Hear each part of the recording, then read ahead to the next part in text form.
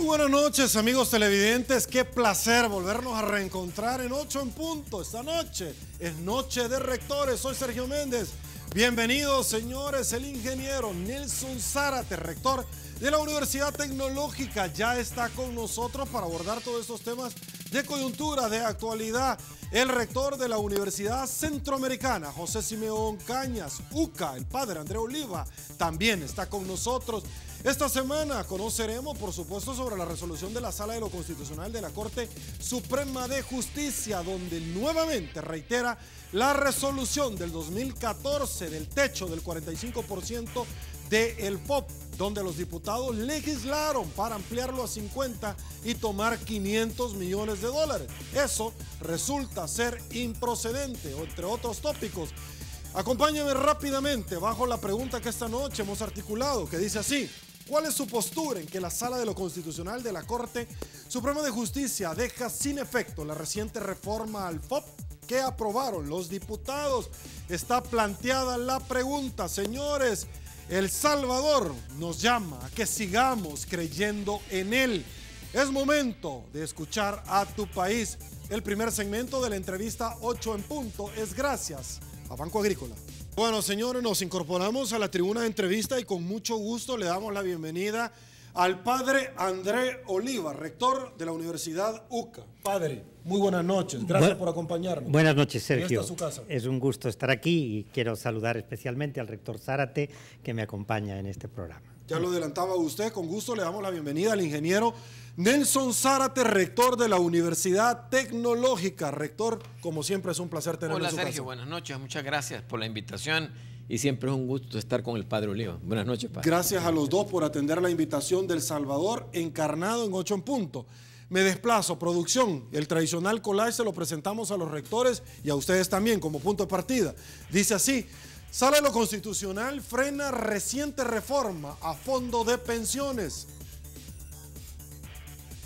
ICP dice que propuesta de reforma de pensiones del gobierno es confiscatoria. Reformas a la ley de extinción de dominio debieron ser más integrales. Coronel Armendáriz, PCN.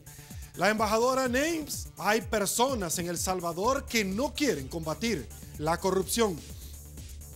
No es papel de ningún embajador estarse metiendo, responde el FMLN a la embajadora Names. Estados Unidos lucha anticorrupción, es clave para recibir fondos, entre otros, fondos del milenio. Jueces y especialistas muestran su oposición y críticas contra la reforma a la ley de extinción de dominio que sancionó el presidente Salvador Sánchez Serén. Para que casos de enriquecimiento ilícito no prescriban, hay que reformar la Constitución de la República. Guillermo Mata: se debería estar pensando en una constituyente en el país. Rodolfo Parker anuncia demanda para declarar inconstitucional decreto sobre los transfugas. De eso vamos a hablar. Padre André Oliva, arranco con usted. Su opinión sobre 500 millones de dólares tomados del FOP, donde las AFP tenían, reitero, tenían antes de la resolución de la Sala de lo Constitucional que comprarle deuda al Estado. Su opinión. Pero yo creo que la propuesta del FMLN para que se aprobara aumentar el techo al 50% responde a la situación económica y la situación de las finanzas públicas, donde el gobierno no tiene dinero para poder pagar las pensiones que ha venido pagando ya desde hace tiempo a través precisamente de los certificados de inversión previsional que se obtienen del fondo FOP, ¿no? Este fondo está llegando a su límite y por tanto ya el gobierno no tiene la posibilidad de sacar más recursos del mismo para poder seguir pagando las pensiones del sistema público anterior, del Instituto del Seguro Social como del INPEP, que se pagan precisamente con estos certificados de inversión previsional, ¿no? Entonces, para poder tener recursos es que el FMLN solicita al Pleno Legislativo incrementar este 5% y poner el techo en el 50%. ¿verdad? La respuesta de la sala es que el techo máximo admisible era del 45%. Desde mi perspectiva, pues evidentemente el FOB tiene problemas, incluso hay quien piensa que es inconstitucional la creación del FOB porque en el fondo es deuda pública que está respaldando el Estado y no se hizo por la mayoría cualificada que exige la adquisición de deuda pública. Y por otro lado, pues el que sea el 45 o el 50% es igualmente dañino para los que están cotizando a los fondos de pensiones, porque sabemos que estos certificados de inversión previsional tienen una tasa de interés más baja que otras inversiones que pueden hacer los pensionados o los AFPs con el fondo de las pensiones, ¿no? Pero por otro lado, también el gobierno no ha logrado llegar a un acuerdo para poder reformar el sistema de pensiones, y esto va generando una deuda importante, que es una deuda del 2% del Producto Interno Bruto anual, ¿no? Entonces es toda una situación complicada para el gobierno, donde no puede conseguir más deuda pública porque no logra los votos de Arena para poder tener deuda pública nueva. Por otro lado, ha topado la tarjeta de crédito también, como dicen, con las letes, y por otro lado, pues también ha topado ahora el fondo de obligación previsional, ¿verdad? Entonces, el gobierno se encuentra en una situación en que está, presionado por todos los lados y no tenía otra alternativa para conseguir fondos que probar si lograba el 5% más del fondo de obligaciones previsionales, y la sala dice no, ya habíamos legislado, ya habíamos hecho una sentencia en el 2014 que decía que el máximo era el 45%, y por tanto pues la reforma que fue aprobada la semana pasada en la Asamblea queda sin efecto. Rector Zárate, por favor. Bueno, esto vino como un combo, ¿verdad? Realmente cuando se discutió esto en la Asamblea Legislativa, lo que yo he podido leer es de que no hubo mucha discusión en la comisión, no hubo mucha discusión en el pleno, sino que simplemente el combo apareció en la Asamblea Legislativa el martes de la semana pasada, si mal no lo recuerdo, ¿verdad? Y esto del fondo de las pensiones venía amarrado al transfugismo, ¿verdad? Y necesitaban los votos de Gana, ¿verdad? Entonces, yo creo que este fue un riesgo mal calculado, porque ha respondido demasiado rápido la sala de lo constitucional de la Asamblea, perdón, de la Corte Suprema de Justicia. No se ha tardado mucho en esto, ¿verdad? No se ha tardado mucho en esto. Como es muy probable que no se tarde mucho en las otras demandas que le van a poner. Creo que el gobierno se está metiendo en serios apuros, ¿verdad? El gobierno no tiene liquidez. El gobierno lo que tiene que hacer es negociar la ley de pensiones, ¿verdad? Pero no sabemos cuál es el precio que Gana le está pidiendo al FMLN para poder acceder, ¿verdad? Discutíamos fuera de cámara de que la ley que ha presentado el FMLN tiene mucho en común con la que presentó ICP, ¿verdad? Que hasta este momento se han hecho números que aproximadamente los pensionados han perdido cerca de 2.000 millones de dólares desde que comenzó todo esto, desde el año 2006, porque esto no es de este partido político, esto comenzó hace muchos años, ¿verdad? Y comenzó con el 30% ¿Para las AFP? Para las AFP. 36%. 36%, ¿verdad? Bueno, entonces, pero el gobierno que está de turno tiene que asumir su responsabilidad, porque no puede decir esto fue lo que me dejó los gobiernos anteriores. Y el problema es que no lo puede resolver tomando el presupuesto otra vez y recogiendo 40 o 50 millones de dólares como lo hizo la vez pasada para poder salir de este problema. Y como bien decía el padre, la caja chica, el ministro de Hacienda dijo que ya no tenía, ¿verdad? Entonces, tienen que negociar. Creo que ha llegado el momento en que el gobierno se siente con Gana o con PCN o con Arena, ¿verdad?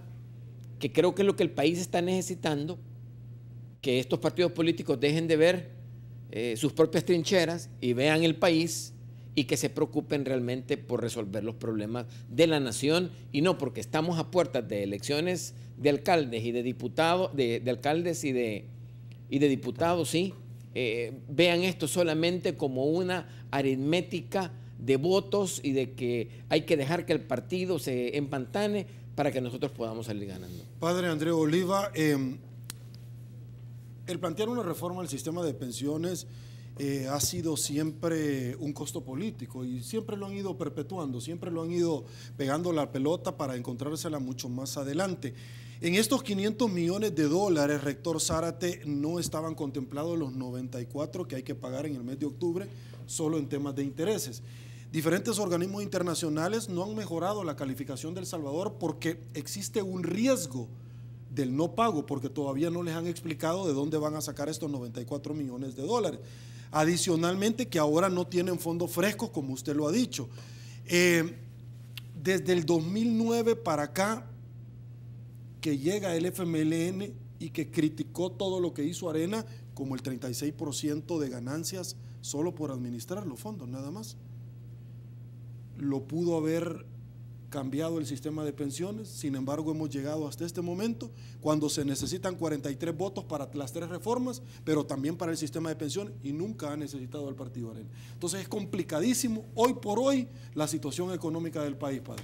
Así es, la situación del país a nivel económico es muy complicada, y es muy complicada la situación de las finanzas públicas, y pues la única solución a este problema es la que apuntaba el ingeniero Zárate y que también pues nosotros vemos muy necesaria, y es un diálogo político, llegar a unos acuerdos a nivel nacional. Se está jugando con la credibilidad del país en su capacidad de hacer frente a los compromisos que tiene a nivel nacional y a nivel internacional, pero se está también jugando la posibilidad de que la economía de nuestro país colapse, ¿verdad?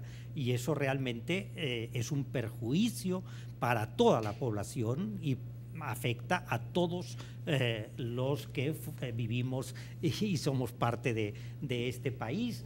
Entonces es muy necesario pues llegar a un diálogo político, sentarse realmente pues a pensar en el bien común, a pensar qué es lo que necesita este país para salir adelante, ¿verdad? Y yo creo que es importante un diálogo no solamente del FMLN con los partidos pequeños, PCN y Gana, donde podría obtener el número de votos suficiente para hacer esas reformas, sino un diálogo de país, ¿verdad?, en que tengamos una mirada no de resolver solamente los problemas coyunturales, sino de resolver los problemas de largo plazo. Entonces es necesario lograr un acuerdo fiscal que el mismo Fondo Monetario Internacional, el Banco Mundial, están viendo la necesidad de ese acuerdo, un acuerdo que pasa por ajustar los ingresos, generar más ingresos, y también por ajustar los gastos, ¿verdad?, y tratar de disminuir el déficit fiscal que tenemos de año con año, y así encontrar una solución. El tema de las pensiones ciertamente desde hace mucho tiempo se viene hablando, ¿verdad?, como un problema que requiere una solución, y que si no se hace nada, el problema se agrava, y eso es lo que hemos vivido en estos años, que se ha ido agravando el problema sin que las fuerzas políticas, ni unas ni otras, hayan tomado una decisión al respecto. Rector Zárate, el mismo planteamiento para usted. Bueno, si Arena llegara a tener más diputados en la próxima elección, va a tener que buscar una forma de resolver el problema financiero que tiene el país. O sea, esto no se trata de qué partido político es o no es. ¿Sí? Y a mí lo que me está pareciendo, lo que yo estoy viendo más preocupante es que nosotros en la opinión pública, el problema de la inseguridad le sacaba una ventaja porcentual muy grande a lo que era el tema financiero, aunque siempre salía. Pero yo creo que si se hiciera una encuesta en este momento, el tema financiero realmente ya es preocupante para la gente en el país, ¿verdad? Entonces, si uno suma que el gobierno ya estaba desgastado, el FMLN estaba desgastado políticamente por el problema de la inseguridad, Arena lo está dejando que se desgaste políticamente también con el sistema financiero, ¿verdad? Pero ¿qué es lo que va a pasar? Que cuando, o sea, esto no se va a arreglar después de las elecciones simplemente porque hay un proceso electoral. El problema del país va a seguir, ¿verdad? Y Arena va, si obtiene más diputados, ¿verdad?, va a tener que buscar una forma de resolver esto, ¿verdad? Yo entiendo de que se han hecho algunos intentos de hablar, fueron a Taco o a Huachapán, luego no cumplieron lo que habían dicho.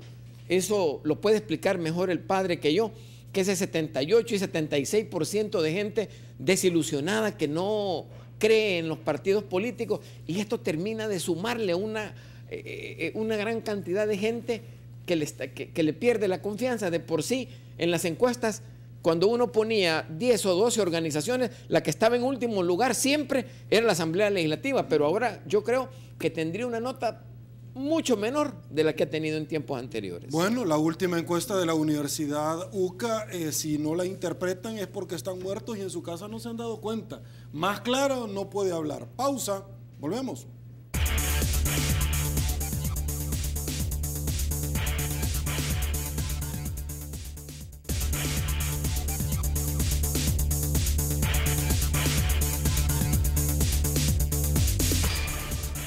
Señores, estamos de regreso. Muchísimas gracias. Tenemos buenos consejos. Virogrip. Cuando llega la gripe, llega. Mejor toma Virogrip y ataca todos los síntomas de la gripe, incluyendo la tos. Virogrip jarabe sobresolubles AM, PM. Toma Virogrip para gripes y toses monstruosas. Aquí vamos de nuevo. Padre André Oliva, otra de las reformas que se hicieron fue sobre la ley de extinción de dominio. Fue un requisito para que el segundo compacto de la MCC se entregara. No es un secreto, en el 2013 se articuló. Desde aquel entonces el ex fiscal Luis Martínez nunca la implementó. Ahora en el sector 9 de Mariona. Se implementa con la operación Jaque, donde se le quita moteles, carros, casas a todos los miembros de las maras, y todos aplaudieron. Pero cuando ya se las aplican a funcionarios y funcionarios públicos, dicen que hay que reformar. Lo interesante de esto, padre, es que ha traído reacciones de la embajadora fuertes en decir, miren señores, está en peligro las contribuciones, como estamos hablando de plata y todavía de aquellos que nos están dando donaciones, todavía nos empezamos a pelear. Muchos diputados les han dicho, mire, llévese su Fomilenio si usted tanto quiere. Otros, nosotros nos vamos a estar arrodillando, entre otras expresiones. ¿Cuál es su valoración de estas reformas que se hicieron y de la ley que teníamos? Por favor. Bueno, yo creo que hay algunas reformas que son adecuadas, ¿verdad?, que hacen que la ley sea más garantista y que realmente, pues, antes de proceder a aplicar una extinción de dominio, el juez tenga certeza de que realmente, pues, hay indicios de que ese bien ha sido adquirido ilícitamente. Por otro lado, pues, ofrece posibilidades de mayor defensa a las personas que son acusadas de enriquecimiento ilícito, pero por otro lado también las reformas que se han hecho buscan proteger a los corruptos y a los que se han hecho con bienes de forma ilícita, ¿verdad? El hecho de la prescripción de 10 años es algo que no estaba contemplado en la ley primera, sino que no había una prescripción para este delito, lo cual es correcto, y los 10 años es un tiempo muy corto, y a nivel internacional se orienta que esa prescripción sea lo más largo posible. Algunos hablan de que tendría que ser equivalente a los años de la pena máxima que se aplica en el país, ¿verdad? O pues algo lo más que la ley permita. Ahora, padre, ¿verdad? 10 para funcionarios y funcionarios y 30 para los mareros en prescripción. No, es que la prescripción debería ser igual para todo el mundo, pero debería ser el tiempo mayor posible, ¿verdad? Porque además 10 años es muy corto, porque para los funcionarios públicos y para las personas que han ostentado cargos públicos, tiene que haber primero un proceso civil y tiene que ser un juez el que diga que realmente pues aplica la ley de extinción de dominio porque se ha agotado ya el proceso civil, ¿no? Y eso dura bastante tiempo, por tanto eso permite que las personas durante este periodo se deshagan de esos bienes o que llegue el tiempo de la prescripción y por tanto simplemente porque ha pasado el tiempo, entonces el bien adquirido ilícitamente se convierte en un bien legal para la persona, ¿no? Entonces eso evidentemente que abona a la corrupción y no desincentiva la lucha anticorrupción, sino que pues más bien la favorece, ¿no? Entonces eso lo vemos como muy, muy negativo. Debería volverse a los temas anteriores y no haber prescripción para este tipo de delitos. También el tema de las organizaciones criminales o de las personas que se han enriquecido ilícitamente, pero que no son funcionarios públicos o no han ocupado cargos, también están en la misma situación, ¿no?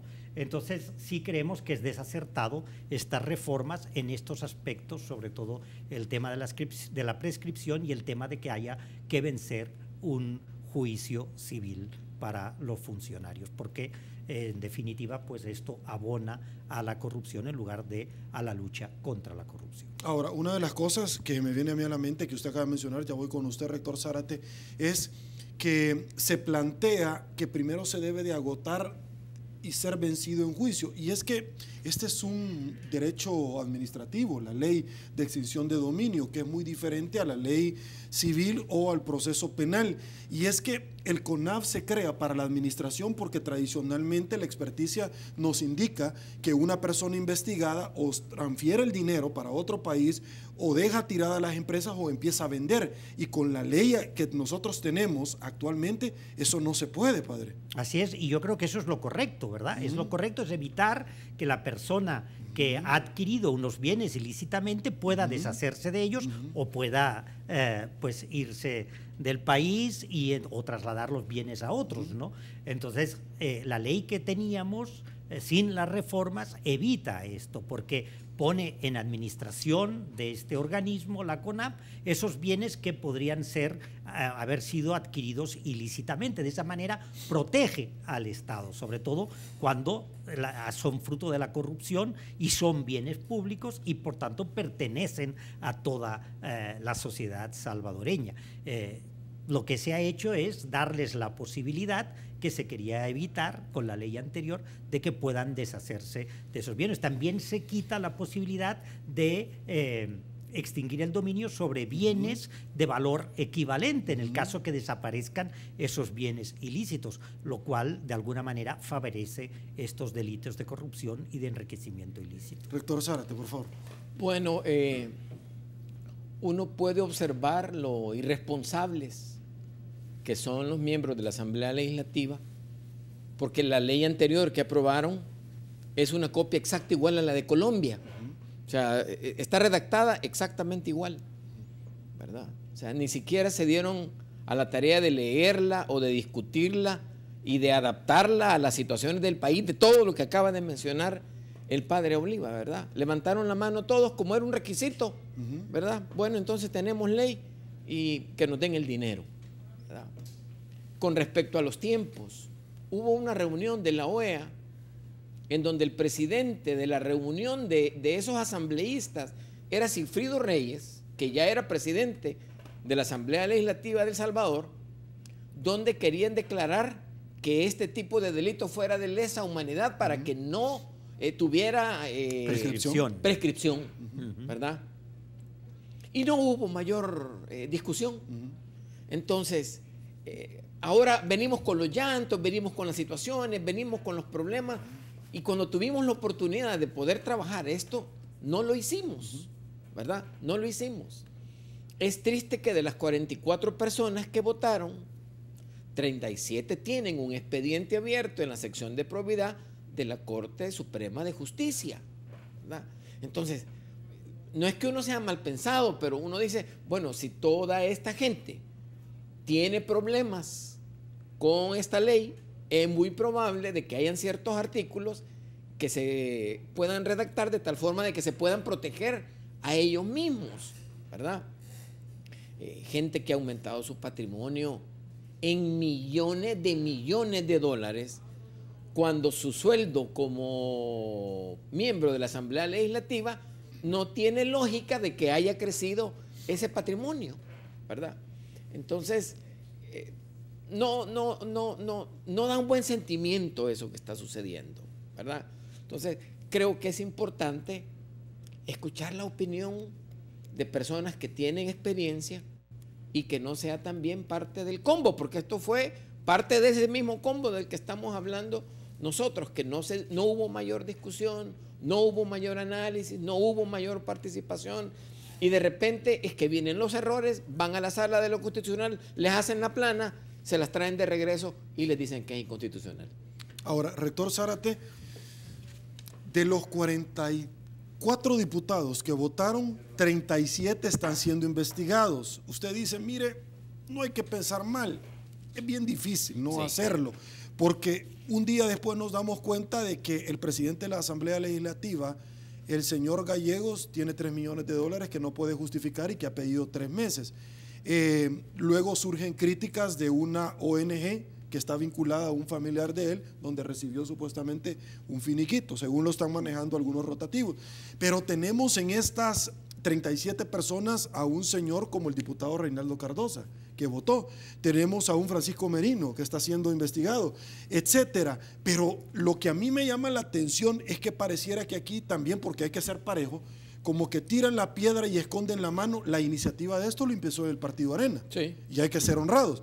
Pero en el Partido Arena hay 19 miembros de Arena que también están siendo investigados, y entre ellos está Margarita Escobar, la ex vicepresidenta de la República, Ana Vilma de Escobar, entre otras personas que están siendo investigadas. Entonces, Arena no votó ni a favor ni en contra, sino que simple y sencillamente me abstengo, pero me favorecen esta reforma. Cuando además las reformas las presentaron, ¿verdad?, a la Comisión Legislativa, Arena, el PCN y la Democracia Cristiana hicieron estas reformas que después han sido aprobadas. Le dieron iniciativa de ley. Y dieron la iniciativa de ley y no han contado con sus votos, ¿no?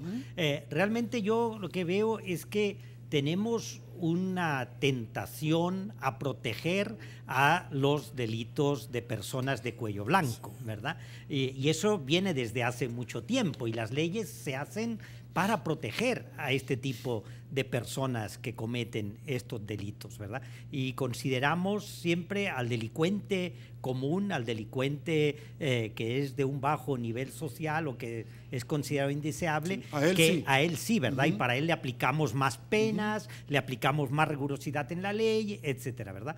Pero a las personas que, aprovechándose de sus cargos como funcionarios o como políticos, ¿verdad?, también se enriquecen ilícitamente, entonces hay que protegerlas, ¿no? Y eso evidentemente no es bueno para el país, ni da una señal clara de que realmente hay un deseo de luchar contra la corrupción en El Salvador. Rector Zárate, le hago nada más un pequeño viaje cronológicamente hablando. Cuando la última plenaria de hace 2 años estaba precisamente la aprobación de las reformas a todas estas concesiones de televisión y de canal, y a última hora la cambiaron y metieron una ley nueva de probidad para curarse en salud de ellos. De ahí vino, y a la ley de probidad en la Corte Suprema votaron para ponerle un candado y que no se dieran a conocer, y que hasta después de 7 años de haber salido, etcétera. Pero la ley de extinción de dominio hicieron las reformas. Sin embargo, al preguntarle a la CICIG dice que no, pero la Fiscalía tampoco le dan los fondos. ¿Y entonces? Bueno, ellos saben cómo arreglar internamente todas sus situaciones, ¿verdad? Ok, voy a hacer una pausa en 8 en punto. Me hace falta, señores, hablar acerca del transfugismo. Y al regresar, como estamos hablando de estas 3 resoluciones, vamos a presentarles a ustedes qué opina el pueblo salvadoreño abordado por cámaras de Canal 33 en un sondeo de las reformas al sistema de pensión, al FOP, las propuestas que hizo la Asamblea Legislativa. Pausa, volvemos.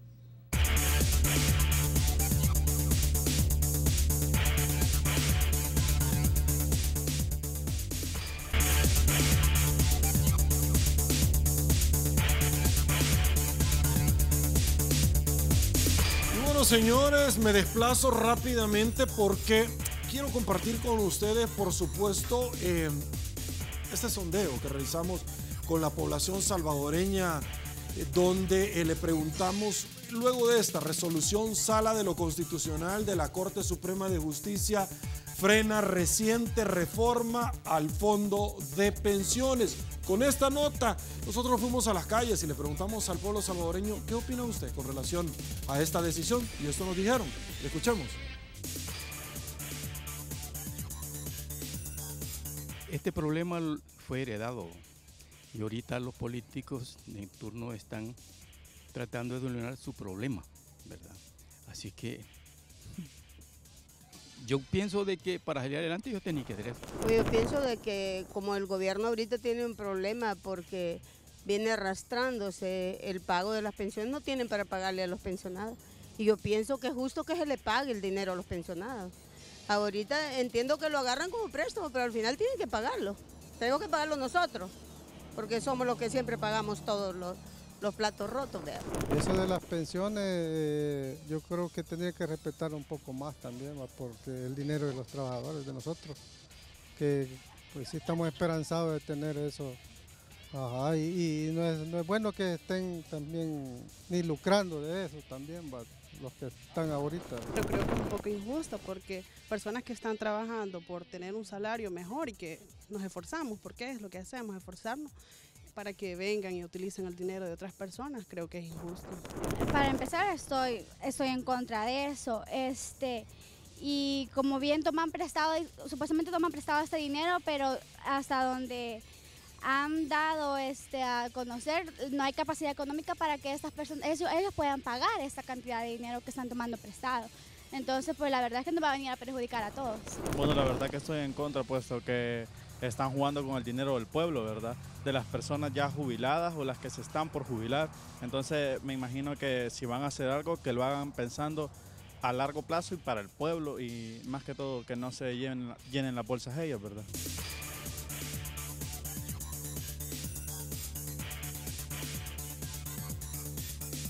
Ok, como estamos hablando de estas decisiones que se tomaron en la Asamblea Legislativa, Padre Andreu Oliva, fracción de Arena, ha expulsado del Pleno, únicamente no del partido, a la diputada Carolina Rodríguez, esposa del alcalde de San Francisco Menéndez, Narciso Ramírez, que también fue transfuga el alcalde, y que esta resolución favorecería a varios alcaldes que han emigrado para otros partidos políticos. En este caso fue para el partido Gana. Sin embargo, al igual que el primer tema, ya hay una resolución de la Sala de lo Constitucional de la Corte Suprema de Justicia que prohíbe el transfugismo.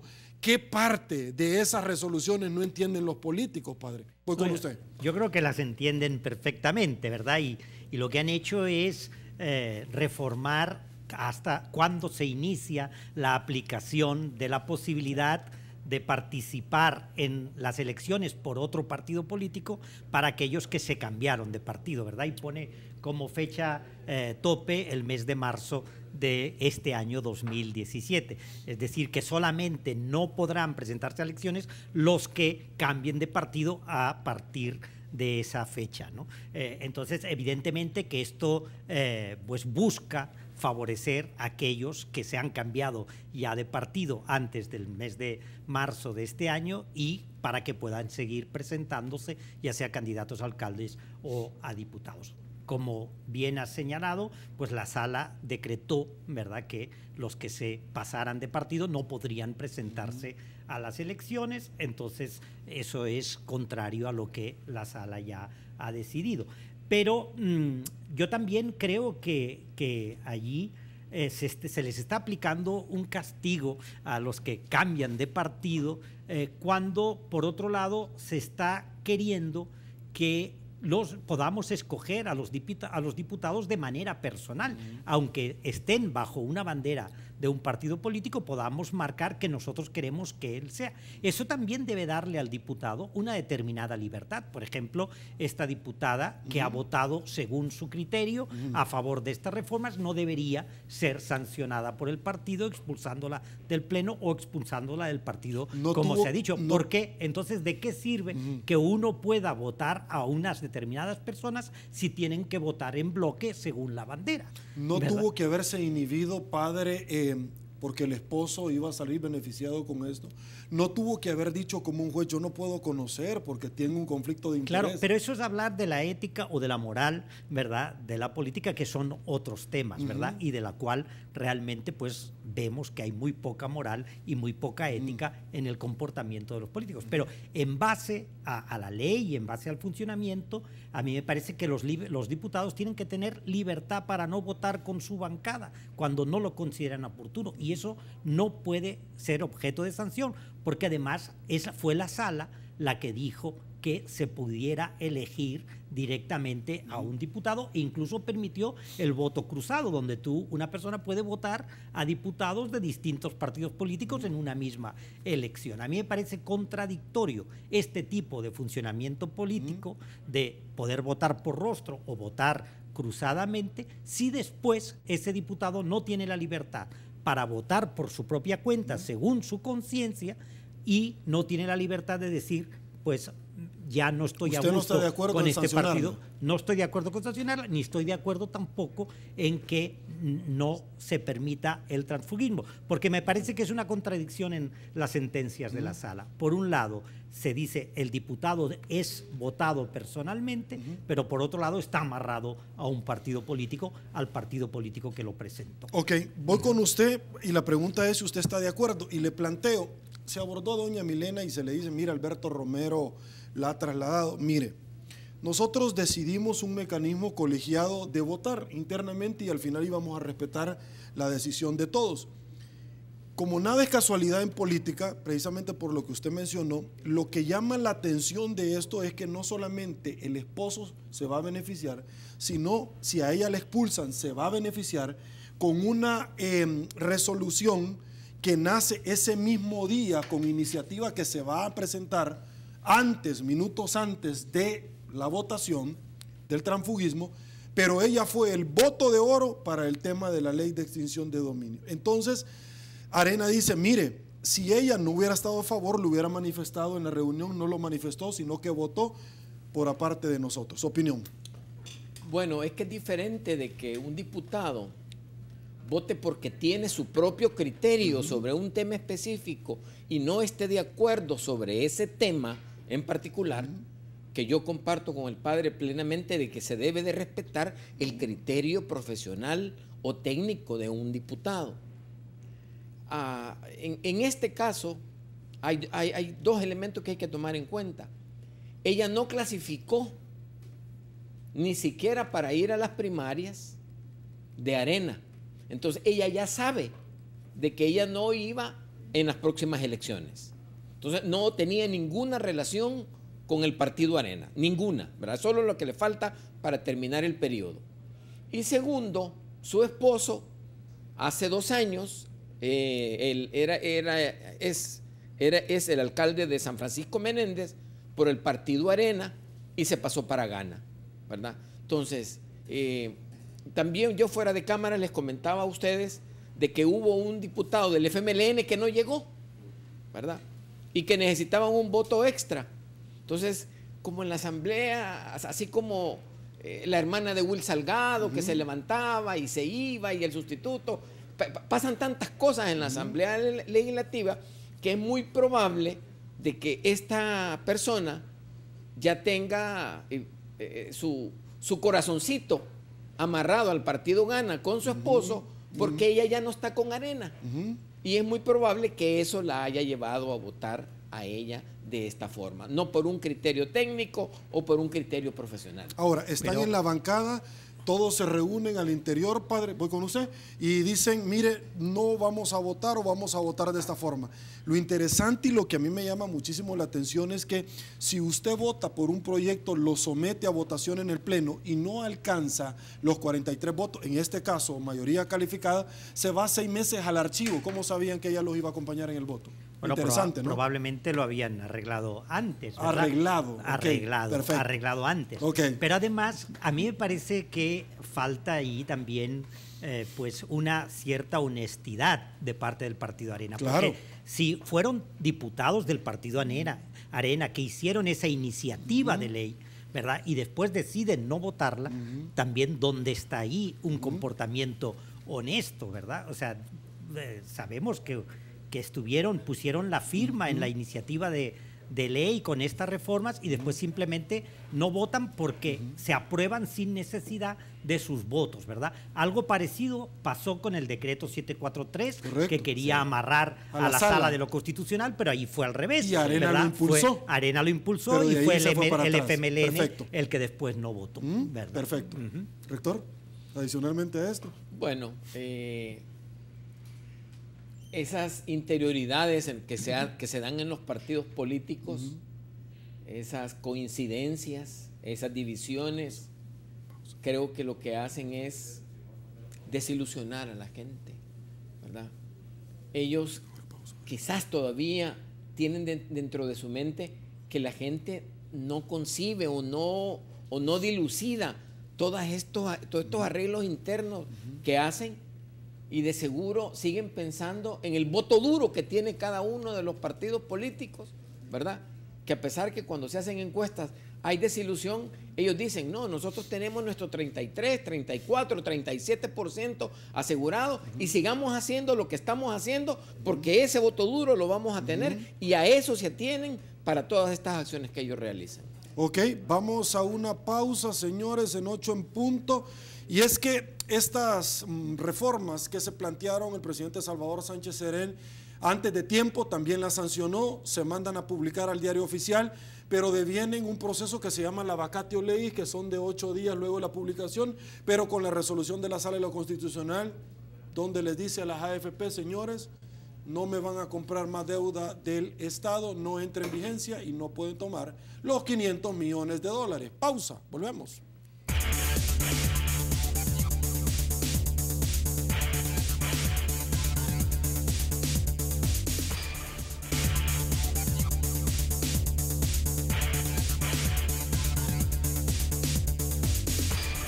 Estamos de regreso. Mil gracias, El Salvador. Padre Andrés Olivo, rector Zárate. ¿Cuán importante hoy más que nunca es el diálogo? Ciertamente, ¿verdad? Nosotros vemos con todas estas cosas que van pasando que la situación del país es realmente crítica, que vamos de mal en peor y que se va abonando esa polarización, ese desencanto de la población respecto a lo político y a los políticos y por tanto eso no contribuye a nada. En buena medida, parte de la credibilidad que ha perdido el país a nivel internacional es por la alta polarización existente y porque no es capaz de ir resolviendo los problemas que tiene y de alguna manera diríamos que no es posible una gobernabilidad en nuestro país. Entonces, el diálogo es ineludible, el diálogo es necesario porque vamos hacia un despeñadero cada vez mayor, ¿verdad? Y sea quien sea que aspire a querer gobernar el país en el futuro, se va a encontrar con una situación cada vez más difícil, cada vez más insostenible y donde gobernar va a ser quizás imposible, ¿verdad? Entonces es muy necesario que haya un diálogo político, que hayan unos acuerdos de país que busquen resolver los graves problemas que tiene nuestro país. El problema fiscal es uno, el problema de la violencia es otro, el problema del crecimiento económico, de la creación de empleo es otro, ¿verdad? También muy importante. Entonces sí es necesario, ¿verdad?, que hagamos un llamado a los partidos políticos y a las fuerzas económicas y sociales de este país a buscar este entendimiento, a buscar este diálogo para poder enfrentar la situación tan crítica que tiene el país y que tengamos un futuro de sostenibilidad para El Salvador. Rector Zárate, por favor. Bueno, yo comparto todo lo que ha dicho el padre y quiero agregar con algunos ejemplos que aunque suenen mal, hay que decirlos, ¿verdad? Cuando el FMLN entró al gobierno, dijo, bueno, vamos a poner Alba Alimentos, ¿verdad? Y nosotros los vamos a administrar y vamos a levantar el agro en el país, porque Arena lo había tenido descuidado y lo único que hacía era hacer las transacciones, ¿verdad? ¿Qué pasó con Alba Alimentos? No se desarrolló. Entraron a Alba Finanzas también, ¿verdad? Dijeron, bueno, miren, nosotros vamos a trabajar también una financiera para ayudarle a la gente, para poder trabajar con ellos. Tampoco no funcionó, no funcionó. Entraron a una línea aérea, dijeron que iban a competir y que iban a bajar los costos, tampoco no funcionó. Yo creo que el FMLN debe de reconocer cuáles son sus fortalezas y cuáles no son sus fortalezas. Y que en el momento en el que vayan a un diálogo, deben de saber cuáles son, la de la contraparte, cuáles son sus fortalezas y cuáles no son, ¿verdad? Y decir, bueno, pongamos las fortalezas que cada uno de nosotros tenemos para que el país se desarrolle, para que el país crezca, ¿verdad? Porque si no es así, y lo que vamos a mantener es una oposición cerrada, ¿verdad? Cuyo objetivo es atacar al otro, no nos estamos dando cuenta que la gente de la calle, la población en general, está viviendo menos, está comiendo menos, está teniendo más deudas, está teniendo más problemas. Hay veces que no nos damos cuenta y los bancos nos suben las tasas de intereses así de un día para el otro, ¿verdad? Entonces, creo que es importante que se sienten, pero creo que también es importante que busquemos una figura que sea la encargada de coordinar este diálogo, una figura con liderazgo. No, cuando hablo de figura no hablo de una persona, puede ser un organismo, ¿verdad? En el que la población tenga credibilidad, porque a los dos gremios no les tiene confianza, ¿verdad? Puede ser una institución internacional o puede ser un grupo de académicos, si se quiere mencionar, ¿verdad? La iglesia ha dado muy buenos ejemplos de que también tiene experiencia en lo que es la parte de la negociación, pero el país ya no puede soportar más tiempo, ¿verdad? El gobierno está teniendo que sacar dinero del presupuesto y eso afecta el desempeño de los ministerios, eso afecta la salud, eso afecta la educación, eso afecta la seguridad, ¿verdad? Y si las cosas siguen como siguen, en octubre hay que pagar otra cantidad de dinero que no sabemos de dónde lo va a sacar el gobierno, y si le tiene que volver a tomar dinero del presupuesto, van a haber todavía más limitaciones, y es muy probable que no tenga, porque para octubre el presupuesto ya casi todas las instituciones se lo han gastado. Entonces es importante que los partidos, y no solo los dos grandes, ¿verdad? Tienen que ser todos, es la clase política en general la que necesita recuperar la confianza y sentarse, ¿verdad? Sentarse y hacer un plan en el que la gente tenga confianza, ¿verdad? Porque de esta problemática no vamos a salir, gane Arena o el FMLN, no vamos a salir en 4 o 5. Esta es una tarea a mediano o a largo plazo, ¿verdad? Que el tiempo que se ha tardado en deteriorarse va a ser el tiempo que va a necesitar para recuperarse, ¿verdad? O sea, va a haber un tiempo en el que todos los salvadoreños vamos a tener necesidad de hacerle 1 o 2 a 3 agujeros más al cincho, porque vamos a saber que hay un periodo, pero vamos a ver una luz al fondo, ¿verdad? O sea, vamos a tener una expectativa, vamos a tener una esperanza. Y yo creo que eso es importante, que los partidos políticos lo hagan lo más pronto posible, porque si no lo hacen, el país va a seguir sufriendo, y no importa las medidas que se tomen, usted lo puede ver en el programa, ¿verdad? Muchas veces la gente de lo que oye opina, y la gente ya está en contra de todas las medidas, ¿verdad? Sin tener un mayor conocimiento o una mayor profundidad sobre el tema. Ya hay una actitud negativa sobre lo que está pasando, y eso le daña al país. Que no haya credibilidad, que no haya voluntad, eso hace que la gente pierda esperanza, y cuando eso sucede, o sea, las posibilidades de desarrollo de nuestro país realmente son muy reducidas. Padre, vamos en una carretera, rector Zárate, hacia las próximas elecciones. Y pareciera, por no asegurarlo, que la estrategia es uno debilitar al otro y viceversa. Usted planteaba algo que tradicionalmente aquí me lo dicen, rector Zárate, y me dicen, mire, ya aprobaron en la empresa privada y se dieron cuenta que no es tan fácil, tuvieron una aerolínea, tuvieron un Alba Financiera, Alba Alimentos, y en todas han quebrado. Pero también, no solamente en la empresa privada, sino que también en la cosa pública del Estado, la empresa del Estado, mire cómo nos tienen. Sin embargo, por otro lado, se le plantea el tema de Arena, y Arena no va a darle en ningún momento un salvavidas a alguien que quiere triturar de cara a las elecciones. Tengo comentarios en tiempo real y se los presento. Me desplazo, por favor, producción, acompáñeme rápidamente, que dice así: Enrique William, son otros corruptos, y aquí en El Salvador no se sabe para quién trabajan todos estos. Lo que sí es seguro es que para el país y el pueblo, no. Con respecto a las preguntas que hemos articulado desde un inicio, seguimos, por favor. Vladimir, pero tampoco estoy de acuerdo con que las AFP se hagan millonarias con mi dinero, lo que conversábamos, que iniciaron con el 36% de ganancias en este sistema. Luis Nuila dice, diputados que buscan protegerse y a sus allegados votan por inutilizar la ley de extinción de dominio, y dicen quiénes son estos diputados.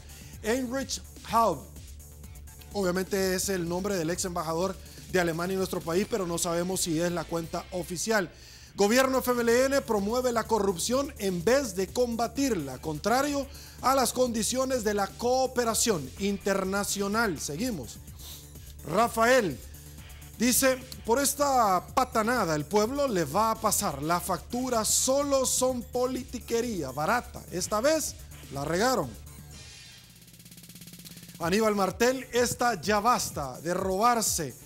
Más abajo dice Salguero, un merecido acto de justicia para el pueblo salvadoreño y una buena lección y mensaje para el FMLN, para que entienda de una vez por todas que aún el pueblo no está solo. Un mensaje muy especial al FMLN, exhortándolos a que corrijan sus problemas de ignorancia e incapacidad académica, intelectual y mental. La última, por efectos de tiempo, Eric López. Falta que reviertan la ley de extinción de dominio. Lobato López, nuestra amada Sala, nuestra salvación.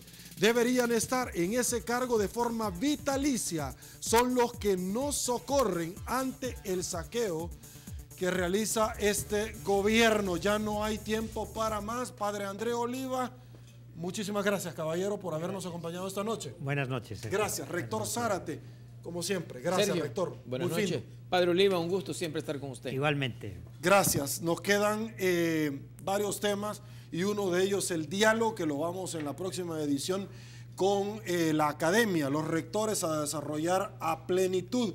Saludo El Salvador, precisamente quien es parte activa de la entrevista 8 en punto, como ustedes todas las noches. Aquí lo tenemos, COSAVI DRL. Yo me desplazo y les presento a ustedes el consolidado de la participación ciudadana de esta noche. Planteamos la pregunta: ¿cuál es su postura en que la Sala de lo Constitucional de la Corte Suprema de Justicia deja sin efecto la reciente reforma al fideicomiso de operaciones previsionales que aprobaron los diputados por sus siglas? 78% lo aplauden, están de acuerdo, un 19% que no está de acuerdo, un 3% le es indiferente. Siga participando porque 8 en punto no duerme, se viene Olimpia 33, todo deporte. Soy Sergio Méndez, así están las cosas hoy por hoy en nuestro país. Si le gustó la entrevista, comente la mañana. Hasta mañana, que descanse y una vez más que el Señor nos bendiga a todos.